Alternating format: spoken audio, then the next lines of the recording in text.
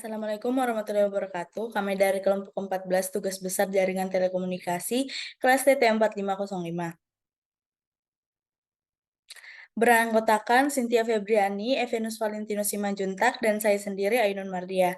Di sini kami akan mempresentasikan hasil pengerjaan tugas Jartel, yaitu membuat topologi jaringan sederhana, yaitu jaringan internet kantor Telkomdel. Pada pengerjaan tugas kali ini memiliki beberapa syarat, yakni syarat perangkat, yaitu minimal 4 PC client, minimal 1 router, minimal 2 switch, dan minimal 1 server. Selanjutnya, syarat media transmisi yaitu kabel UTP, yakni kabel strike, kabel optik, yakni kabel fiber optik, dan kabel konsol. Maka, berdasarkan syarat tadi, kelompok kami membuat rencana topologinya seperti pada gambar di slide, yakni menggunakan 12 PC client, 2 router, 7 switch, 1 server. Lalu, kemudian kami menyambungkan perangkat tersebut dengan media transmisi kabel UTP, fiber optik, dan konsol. Antara PC dengan switch dan server dengan switch dihubungkan menggunakan kabel UTP, karena kabel UTP memiliki pengertian yaitu kabel yang dapat menghubungkan dua perangkat jaringan sekaligus dengan jenis yang berbeda. Kemudian, kabel fiber optik digunakan untuk menyambungkan switch ke router, dikarenakan fungsi dari kabel fiber optik sendiri yang dapat digunakan menghubungkan switch ke router. Bahkan, kecepatan transfernya pun melebihi kabel UTP. Lalu, kabel konsol digunakan untuk menyambungkan switch ke PC. Kegunaan dari konsol ini nantinya kita bisa melakukan konfigurasi switch melalui PC dengan cara klik PC, lalu klik desktop, klik terminal, lalu klik OK. Selain 3 kabel tadi, kami juga memakai kabel crossover dan kabel serial DTE. Kabel crossover di sini kami pasangkan antar perangkat yang sama, yaitu switch dengan switch, karena sesuai dengan kegunaan kabel crossover sendiri, yaitu berfungsi menghubungkan perangkat yang sama. Kemudian kabel serial DTE kami pasangkan untuk menghubungkan antar router. Kabel ini dapat mengubah informasi menjadi sebuah sinyal dan melanjutkannya kepada user DCE. Pada topologi sederhana kantor Telkomdel ini kami gambarkan ada ruangan A1, A2, dan A3 dengan PC yang ada di masing-masing ruangan sebanyak 3 PC. Lalu ada ruangan teknisi 1 dan ruangan teknisi 2 dengan masing-masing PC dan ruangan sebanyak 2 PC. Kemudian ada satu ruangan server. Setelah pemasangan media transmisi pada topologi selesai, selanjutnya mengkonfigurasi router agar router menyala. Konfigurasi router ini tidak kami lakukan melalui CLI, tapi langsung melalui GUI. Dengan cara klik router, masuk ke config, lalu isi port dengan IP address dan subnet masknya. Di sini kami mengisi di port SE20 dengan IP 192.168.20.1 dengan subnet mask 255.255.255.0. Karena terpasang serial, lalu di fase Ethernet 4.0 karena dipasangkan dengan kabel optik dengan IP 192.168.10.1 dengan subnet mask 255.255.255.0. Kemudian jika sudah, klik on pada masing-masing port status. Next. Setelah pemasangan media transmisi pada topologi selesai, selanjutnya mengkonfigurasi router agar router menyala. Konfigurasi router ini tidak kami lakukan melalui CLI, tapi langsung melalui GUI. Dengan cara klik router, masuk ke config, lalu isi port dengan IP address dan subnet masknya. Di sini kami mengisi di port SE20 dengan IP 192.168.20.1 dengan subnet mask 255.255.255.0. Karena terpasang serial, lalu di fase Ethernet 4.0 karena dipasang dengan kabel optik dengan IP 192.168.10.1 dengan subnet mask 255.255.255.0. Kemudian jika sudah, klik on pada masing-masing port status. Next. Untuk di router 1, konfigurasinya sama seperti di router 0, yakni menggunakan mode GUI untuk konfigurasi. Caranya juga masih sama, klik router 1, masuk ke config, isi port dengan IP address dan subnet masknya. Di router 1 kami mengisi di interface SE20 dengan IP 192.168.20.2 dengan subnet mask 255.255.255.0. Lalu interface fast Ethernet 4.0 dengan IP 192.168.30.1 dengan subnet mask 255.255.255.0 lalu klik on pada masing-masing port status. Next. Setelah router selesai dikonfigurasi, selanjutnya melakukan konfigurasi di server. Caranya klik pada server, klik desktop, klik ipconfig. Config IP pada server dilakukan secara statik dengan IP 192.168.32 dan subnet mask 255.255.255.0 dengan default gateway 192.168.31. Next.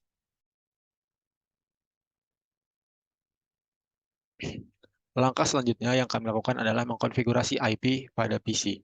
Untuk konfigurasi IP pada tiap PC, ini menggunakan IP DHCP, yakni protokol yang dipakai untuk memudahkan penyebaran alamat IP secara otomatis ke perangkat PC. Konfigurasi IP DHCP ini dilakukan di tiap router, yakni di router 0 dan router 1. Konfigurasinya dilakukan dengan cara mode CLI dengan cara seperti tertera di gambar, yakni untuk konfigurasi IP DHCP router 0, IP DHCP full Cynthia, network 192.168.10.0, 255.255.255.0, default router 192.168.10.1, DNS server 192.168.32 exit.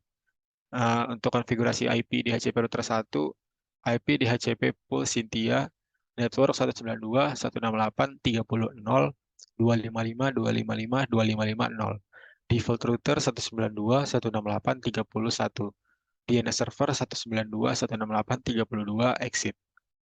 Next. Setelah proses config IP DHCP di router selesai, selanjutnya mengecek IP pada tiap-tiap PC.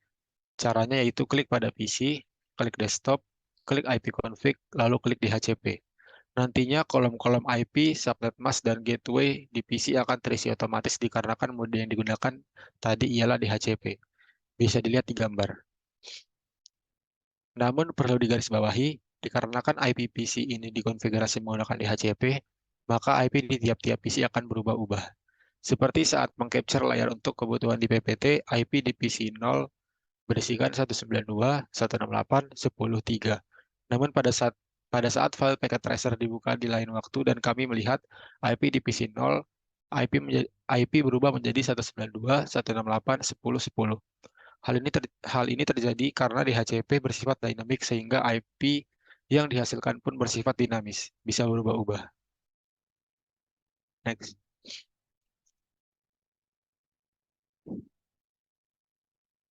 Oke, next. Next. Nah, agar antar PC dapat berkomunikasi, terutama dengan PC yang ada di network berbeda, maka kita harus melakukan routing. Nah, routing yang kelompok kami lakukan adalah routing dinamis dengan protokol RIP. Nah, routing ini dilakukan di mode CLI pada masing-masing router dengan langkah-langkah seperti tertera pada gambar. Nah, ini untuk di router 0.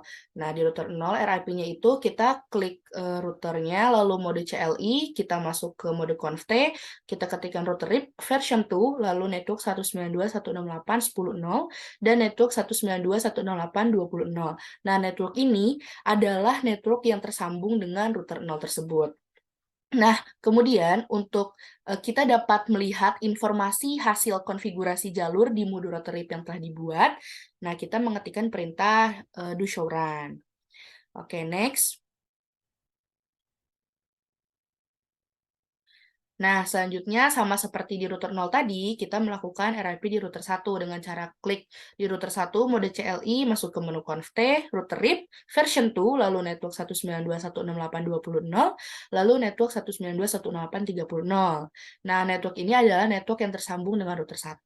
Lalu, di routing ini, kami menggunakan version 2 karena version 2 ini memiliki peroutingan yang lebih baik. Kemudian, untuk menampilkan informasi hasil konfigurasi jalur di mode routing RIP yang telah dibuat, kita mengetikkan perintah do show run. Oke, next. Nah, kemudian kami mengetikkan perintah do show IP route di sini untuk melihat jalur hasil routing atau jalur hasil RIP yang sukses ditukar informasinya antar router. Nah, dari IP route ini dapat terlihat bahwa dari hanya 2 jalur saja yang tadinya terkoneksi langsung dengan router 0 ataupun router 1 dilambangkan dengan simbol C yang artinya connected atau terkoneksi secara langsung.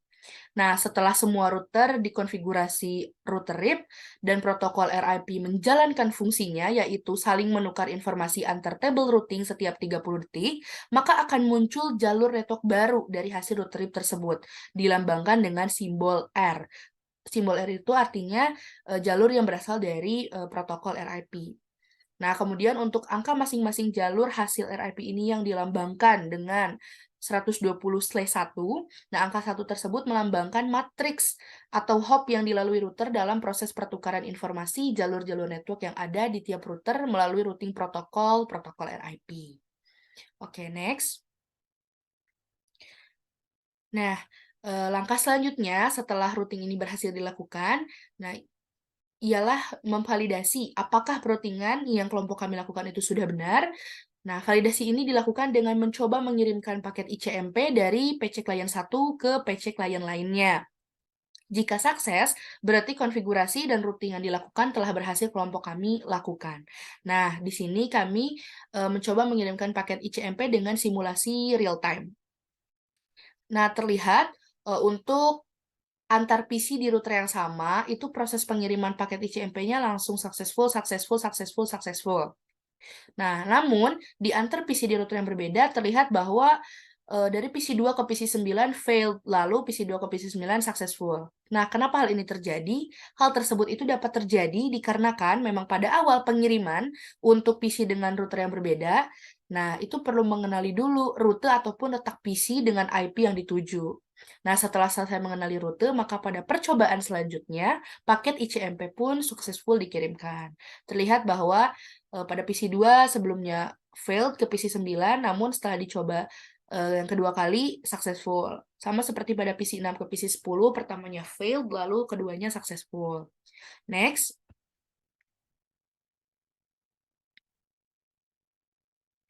Nah, terlihat di sini antar PC di router yang berbeda setelah mengalami fail terlebih dahulu karena harus berkenalan gitu atau memahami rute. Nah, setelah mereka saling memahami rute, pada akhirnya di router yang berbeda pun bisa successful. Lalu kami juga mencoba mengirimkan paket ICMP ini dari PC ke server, PC 0 ke server, PC 3 ke server, PC 7 ke server, dan PC 11 ke server. Terlihat bahwa statusnya yaitu successful, yang artinya untuk konfigurasi dan juga routing berhasil dilakukan. Next. Nah, setelah kita tadi berhasil mengirimkan paket ICMP untuk komunikasi antar PC, lalu PC ke server, nah selanjutnya yang perlu dilakukan adalah kita harus memastikan PC itu dapat mengakses server via IP address, lalu via domain, dan juga via email server. Nah, untuk via IP address, terlebih dahulu di sini kita melakukan konfigurasi di servernya dengan klik server, lalu kita klik service, kita klik HTTP. Kita nyalakan on di HTTP dan di HTTPS-nya. Next. Nah, selanjutnya kita memvalidasi apakah dari masing-masing PC klien ini bisa mengakses server via IP address dengan cara, contohnya ini di klien PC 2, ruangan A1. Nah, kita klik di PC 2, kita klik desktop, kita klik web server. Nah, di URL kita masukkan IP address dari server, yaitu 192.168.32. Setelah di go, ternyata terlihat outputnya seperti pada gambar, yang artinya klien PC ini berhasil mengakses server via IP address. Lalu kita juga coba membuktikan di PC 3 dan ternyata sama-sama berhasil. Next. Nah, kita juga mencoba di PC 6, PC 10, dan PC 12 di masing-masing ruangan dan ternyata berhasil mengakses server via IP address. Oke, selanjutnya next.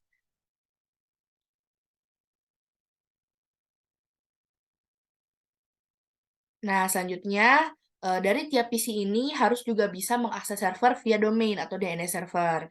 Nah, yang perlu kita lakukan adalah kita klik pada servernya terlebih dahulu, kita klik service, lalu kita klik DNS. Nah, kita nyalakan DNS service, lalu kita masukkan name di sini adalah domain. Nah, di situ dimasukkan domainnya cynthia.com dengan addressnya dari IP server, yaitu 192.168.30.2. Next. Nah, sama seperti tadi, kita mencoba sekarang untuk mengakses dari PC ini, mengakses server via domain. Apakah berhasil atau tidak? Nah, contohnya di klien PC 2 ruangan A1 nih. Dengan cara klik di PC 2, klik desktop, klik web server, lalu di URL masukkan domain yang sudah di-set tadi, yaitu cynthia.com.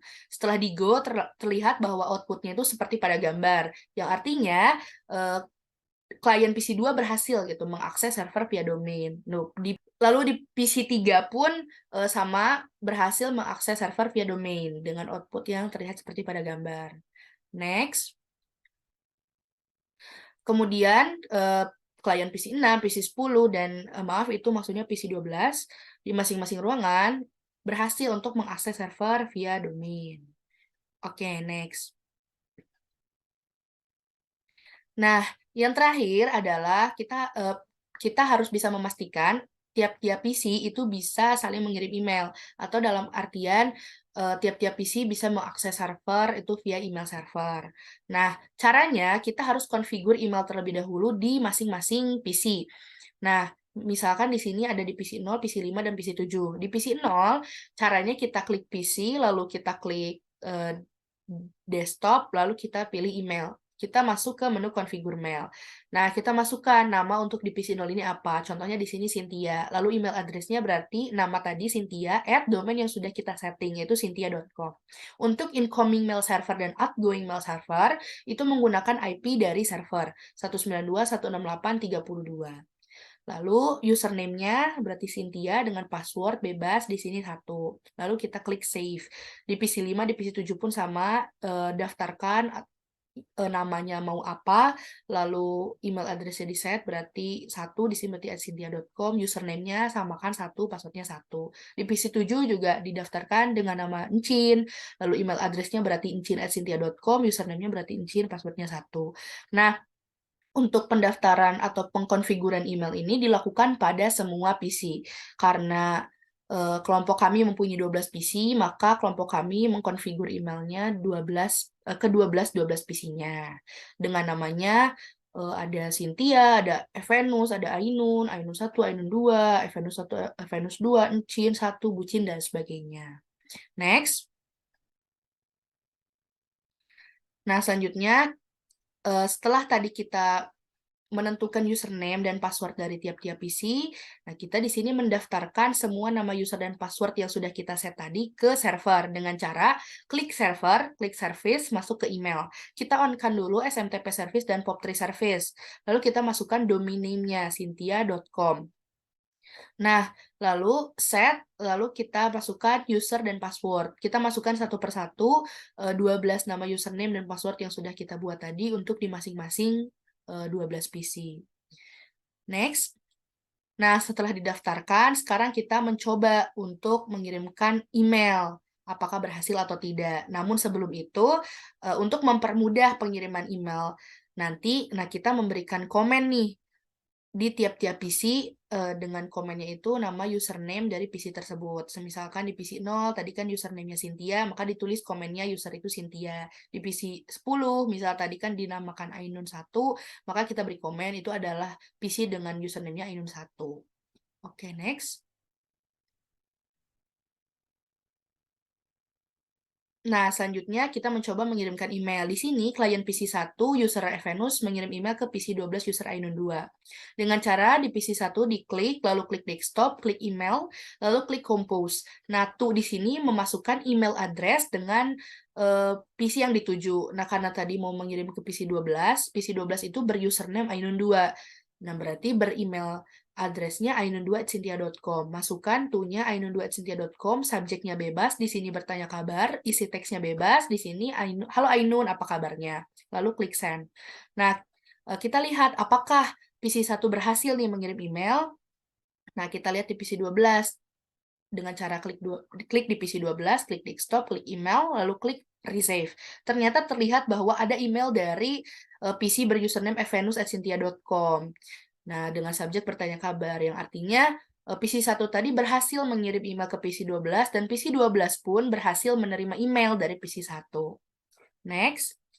Nah, kita coba melakukan pengetesan lagi di PC yang lain, di sini PC 5 dan PC 7.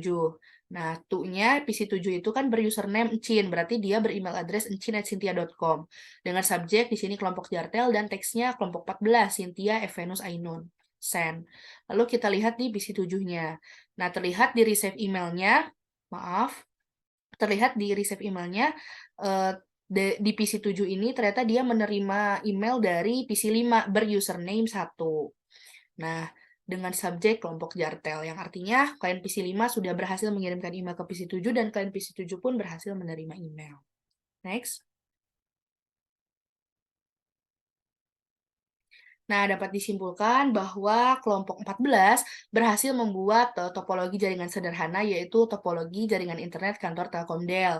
Dengan tadi kita sudah melihat bahwa paket ICMP berhasil atau successful dikirimkan, baik itu di PC dengan router yang sama maupun di PC dengan router yang berbeda, dan sudah berhasil mengirimkan pesan dari tiap-tiap PC ke server juga.